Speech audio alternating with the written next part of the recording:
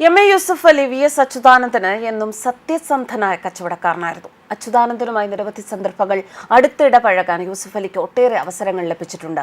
തന്റെ കേരളത്തിലെ ആദ്യത്തെ സംരംഭമായ തൃശൂർ ലുലു കൺവെൻഷൻ സെന്റർ ഉദ്ഘാടനം ചെയ്യാൻ മുഖ്യമന്ത്രി എന്ന നിലയിൽ അദ്ദേഹം എത്തിയത് അദ്ദേഹത്തിന് ഒരിക്കലും മറക്കാൻ സാധിക്കില്ല. ചെളിയിൽ നിന്നും വിരിയിച്ച താമര എന്നായിരുന്നു ലുലു കൺവെൻഷൻ സെന്ററിനെ പറ്റി വി.എസ്. അന്ന് പരാമർശിച്ചത്. മുഖ്യമന്ത്രിയായും പ്രതിപക്ഷ നേതാവായും കേരളത്തിന്റെ രാഷ്ട്രീയ സാമൂഹ്യ മണ്ഡലങ്ങളിൽ പതിറ്റാണ്ടുകൾ നിറഞ്ഞു നിന്നിരുന്ന സഖാവ് വി.എസ്. അച്യുതാനന്ദൻ നമ്മളോട് വിടവാങ്ങിയിരിക്കുകയാണ്. വിവിധ വിഷയങ്ങളിൽ സജീവമായി ഇടപെട്ട് ജനങ്ങൾക്ക് വേണ്ടി എന്നും നിലകൊണ്ടിരുന്ന ഒരു ജനനേതാവിനെയാണ് നമുക്ക് നഷ്ടമായത്. മുൻ മുഖ്യമന്ത്രി വി.എസ്. അച്യുതാനന്ദന്റെ നിര്യാണത്തിൽ അനുശോചിച്ച് ലുലു ഗ്രൂപ്പ് ചെയർമാൻ എം.എ. യൂസഫ് അലി. വിവിധ വിഷയങ്ങളിൽ സജീവമായി ഇടപെട്ട് ജനങ്ങൾക്ക് വേണ്ടി എന്നും നിലകൊണ്ടിരുന്ന ഒരു ജനനേതാവിനെയാണ് നമുക്ക് നഷ്ടപ്പെട്ടത് എന്ന് എം.എ. യൂസഫ് അലി വാർത്താക്കുറിപ്പിൽ പറഞ്ഞു. വി.എസുമായി വളരെ അടുത്ത സ്നേഹബന്ധമാണ് ഞാൻ വെച്ചു പുലർത്തിയിരുന്നത്. 2017 UAE സന്ദർശിച്ച അവസരത്തിൽ അബുദാബിയിലെ എൻ്റെ വസതിയിൽ അദ്ദേഹം എത്തിയത് ഒരു ഓർമ്മയായി ഇന്നും ഞാൻ ഹൃദയത്തിൽ സൂക്ഷിക്കുന്നു. കൊച്ചി രാജ്യാന്തര വിമാനത്താവളത്തിന്റെ ചെയർമാനായിരുന്ന അദ്ദേഹത്തോടൊപ്പം ഡയറക്ടർ ബോർഡ് അംഗമായി 5 വർഷം എനിക്ക് അടുത്ത് പ്രവർത്തിക്കാൻ സാധിച്ചിട്ടുണ്ട്.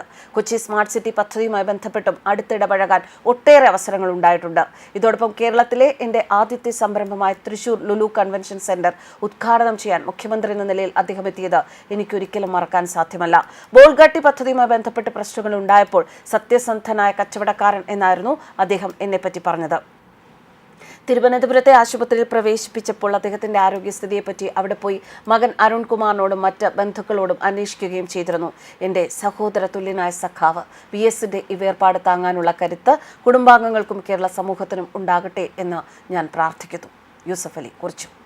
തിരുവനന്തപുരത്തെ സ്വകാര്യ ആശുപത്രിയിൽ ചികിത്സയിലിരിക്കെ തിങ്കളാഴ്ച വൈകിട്ടായിരുന്നു വി.എസിന്റെ അന്ത്യം.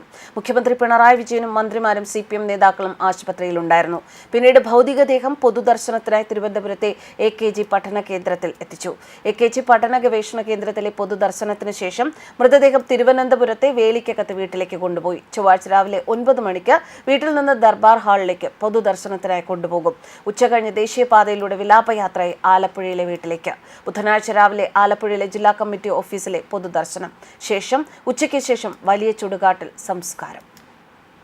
അനീതി ഉണ്ട് എന്ന് തോന്നുന്നിടത്തെല്ലാം ഓടിയെത്തി AKGക്ക് ശേഷം നിരന്തരമായ സമരമുഖങ്ങളിൽ നിറഞ്ഞു നിന്ന നേതാവ്, കേരളത്തിന്റെ വികസനത്തിനായി കാര്യമായി സംഭാവന നൽകിയ മുഖ്യമന്ത്രി വി.എസ്. അച്യുതാനന്ദന്റെ നിര്യാണത്തിൽ സർക്കാർ 22 മുതൽ 3 ദിവസത്തെ ഔദ്യോഗിക ദുഃഖാചരണവും ചൊവ്വാഴ്ച പൊതു അവധിയും പ്രഖ്യാപിച്ചിരിക്കുകയാണ്. എല്ലാ സർക്കാർ ഓഫീസുകൾക്കും പ്രൊഫഷണൽ കോളേജ് ഉൾപ്പെടെയുള്ള എല്ലാ വിദ്യാഭ്യാസ സ്ഥാപനങ്ങൾ, പൊതുമേഖലാ സ്ഥാപനങ്ങൾ, സ്റ്റാറ്റ്യൂട്ടറി സ്ഥാപനങ്ങൾ, സ്വയംഭരണ സ്ഥാപനങ്ങൾ, നെഗോഷ്യബിൾ ഇൻസ്ട്രുമെന്റ്സ് ആക്ട് പ്രകാരമുള്ള സ്ഥാപനങ്ങൾ എന്നിവയ്ക്ക് അവധി ബാധകമാണ്. സംസ്ഥാനത്തെ റേഷൻ കടകൾക്കും ചൊവ്വാഴ്ച അവധിയാണ്. ചൊവ്വാഴ്ച PSC നിശ്ചയിച്ച എല്ലാ പരീക്ഷകളും അഭിമുഖവും പ്രമാണ പരിശോധനയും നിയമന പരിശോധനയും മാറ്റിവെച്ചു. പുതുക്കിയ തീയതി പിന്നീട് അറിയിക്കും. ന്യൂസ് ഡെസ്ക് കർമ്മ ന്യൂസ്.